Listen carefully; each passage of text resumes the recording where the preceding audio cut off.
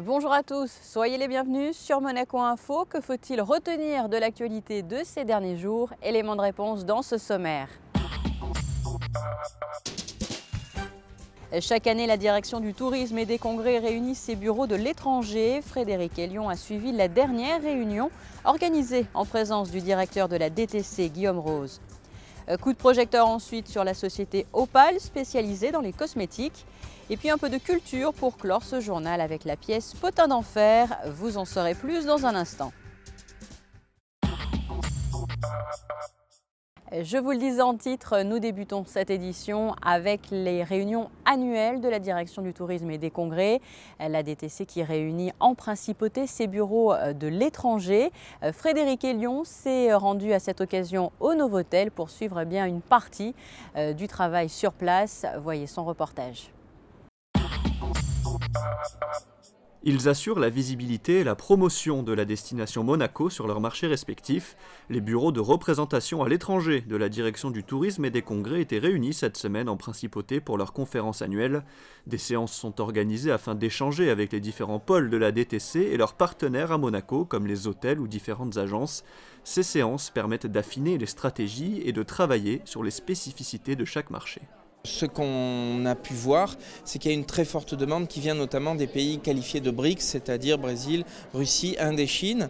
Donc nous avons notamment sur l'Inde une véritable explosion en termes de Facebook, avec un gain de notoriété absolument génial sur la principauté de Monaco.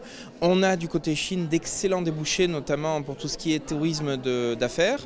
Et puis on a du côté Russie un tourisme de loisirs absolument magnifique, avec un très gros portefeuille, avec beaucoup de demandes, avec beaucoup de prospection aussi, parce qu'on travaille d'arrache-pied à faire connaître la principauté de Monaco dans ces pays. Les bureaux présentent un bilan de leurs activités et mettent à jour leurs connaissances sur la principauté. Un plan d'action sur les années à venir est aussi étudié afin de promouvoir Monaco, et pour cela, chacun a sa stratégie. Nous sommes les spécialistes du marché britannique. Nous définissons avec Guillaume Rose ainsi que toute l'équipe de la DTC à Monaco un plan d'action marketing et commercial pour aider nos partenaires à développer le nombre de nuitées sur leur établissement, autant sur le segment meeting et incentive que sur le segment loisirs proprement dit. Notre premier objectif est de s'assurer que le positionnement de Monaco est le plus haut possible. C'est une qualité qui est très recherchée en Inde, ça c'est une première chose. À part ça, nous faisons des rencontres itinérantes pour vendre et promouvoir l'image de Monaco à travers les différents médias, s'assurer que Monaco soit visible et accessible pour tous, pour les inciter à y venir. Pour Dubaï, on a une stratégie assez différente cette année. On va essayer de passer par les femmes dans le monde arabe. Elles décident assez sur le monde de voyage où elles vont aller à la prochaine destination. Et étant donné que Monaco a beaucoup de shopping et sont très attirées par rapport au monde du luxe, donc c'est parfait pour ce marché-là.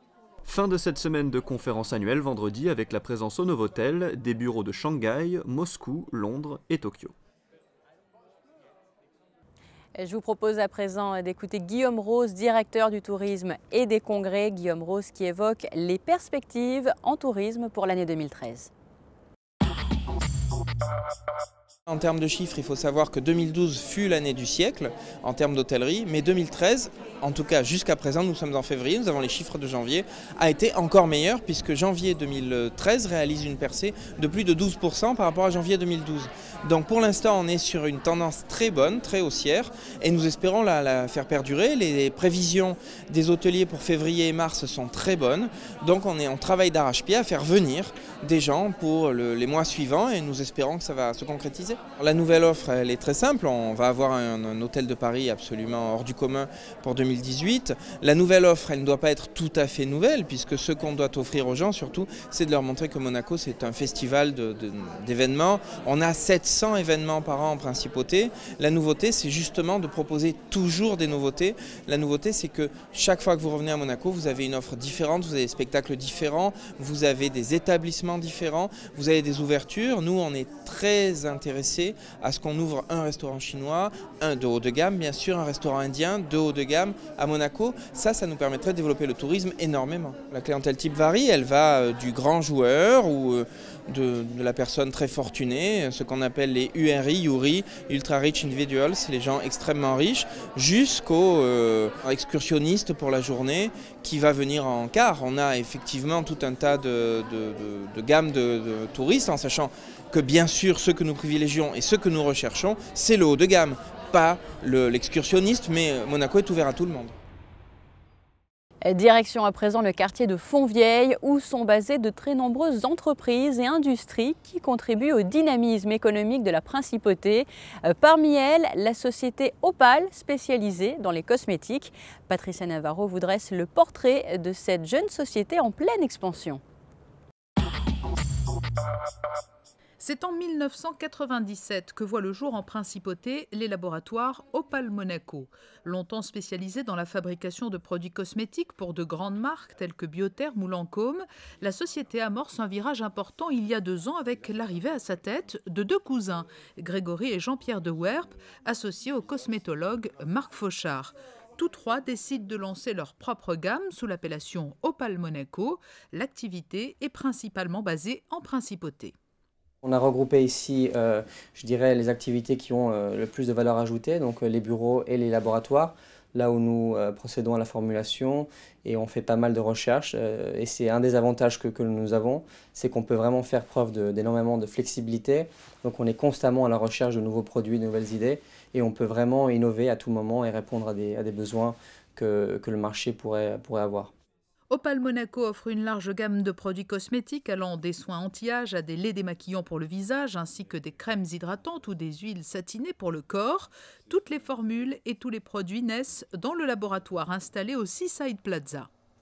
Les crèmes en fait cosmétiques, ce sont quasiment en fait ça s'élabore un peu comme en cuisine, une mayonnaise ou une crème de cuisine. Alors je crois que ce qui fait la qualité et l'unicité des produits Opal, c'est que nous avons voulu formuler des produits en fait qui soient des produits de très haute gamme. Souvent dans les produits biologiques ou dans les produits de cosmétiques bio qu'on trouve, on a des produits qui sont plutôt de moyenne de gamme ou de bas de gamme, avec des odeurs qui vont varier, des textures qui vont bouger dans le temps. Et nous avons vraiment recherché et mis plusieurs années pour trouver en fait des textures qui soient équivalentes à celles des plus grands noms de la cosmétique. Les circuits de distribution de la marque de cosmétiques monégasque passent par des pharmacies et parfumeries du monde entier, tout particulièrement en Asie, en Russie et aux États-Unis, des régions du monde où la mention Monaco représente à elle seule un atout majeur dans la vente de ce type de produits.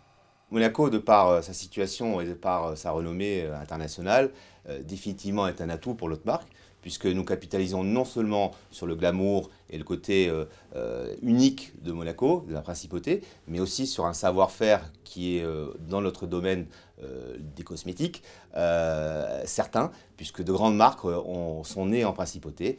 Avec ses produits naturels et ses formules uniques, Opal Monaco ambitionne de conquérir de nouvelles clientèles dans un avenir proche et la société a déjà opéré une diversification en se tournant également vers le marché très porteur des spas et des hôtels de luxe. Dans le reste de l'actualité à présent. De la musique avec le concert de la jeune Olivia Dorato. Cette chanteuse se produit le 15 au soir sur la scène du Théâtre des Variétés.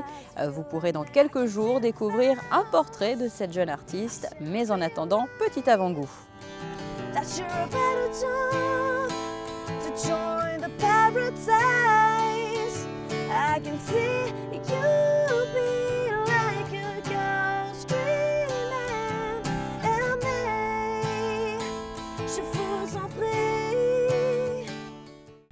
Théâtre des Variétés toujours. Pour terminer, l'association Arsenic et Antidote réunit de très nombreux artistes. Ils sont danseurs ou même encore chanteurs. Il y a quelques jours, certains se sont réunis sur la scène de ce théâtre pour présenter la pièce Potin d'enfer. Thibaut Monchon-Bonneau s'est rendu sur place pour vous faire vivre cette soirée.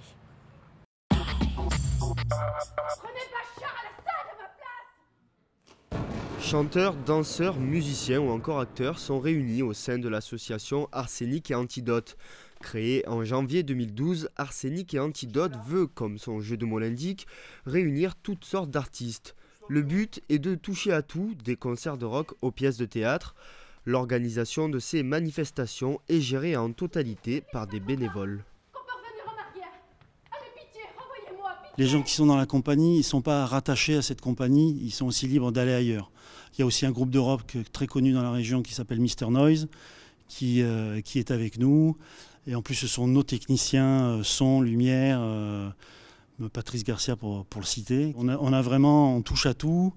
Et bon, là, c'est vrai qu'on démarre l'activité, mais on est très motivés. Voilà.